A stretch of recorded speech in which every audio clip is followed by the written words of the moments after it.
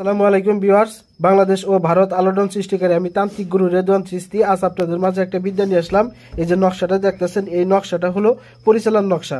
কোনো শত্রু ব্যক্তিকে, কোনো পুরুষকে যদি আপনি তাকে শুকায় মারতে চান বা তাকে পরিচালন যদি করতে চান, তাহলে এই নকশাটা লিখবেন। শনিবার অথবা মঙ্গলবার দিন নকশাটা লেখা এই নকশার সাইটে কাঙ্ক্ষিত ব্যক্তির নাম ও বাবা মায়ের নাম লিখবেন। লেখা এর ভিতরে একটা জবা ফুল দিবেন।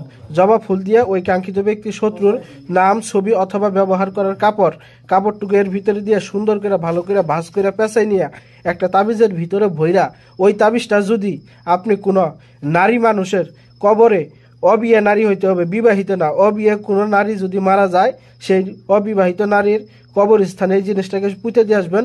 পুঁতে দেওয়ার পরে ওখান থেকে এক খামসা মাটি নিয়ে ওই কাঙ্ক্ষিত ব্যক্তির বাড়ির ঘরের চালে বা চলাফেরা রাস্তায় ফেলাই দিবেন। 24 থেকে 72 ঘন্টার ভিতরে তার উপরে জিন চালান হয়ে যাবে। ওই পুরুষটার উপরে এই পরিটা চালান হয়ে যাবে। সে রাত্রে ঘুমাইলেও তার স্বপ্ন দোষ হবো, জাগি থাকলেও স্বপ্ন দোষ হবো। ওই ছেলেটা আস্তে আস্তে শুকাইয়া বিছানায় পইরা মারা যাব। তো ভিউয়ার্স, কথা বেশি বললাম না, সকলে ভালো থাকেন, সকলে সুস্বাস্থ্য কামনা করে আমি তান্ত্রিক রেদওয়ান চিশতি আজকের মতো এখানে বিদায় নিচ্ছি। আসসালামু আলাইকুম ওয়া রাহমাতুল্লাহি ওয়া বারাকাতুহু।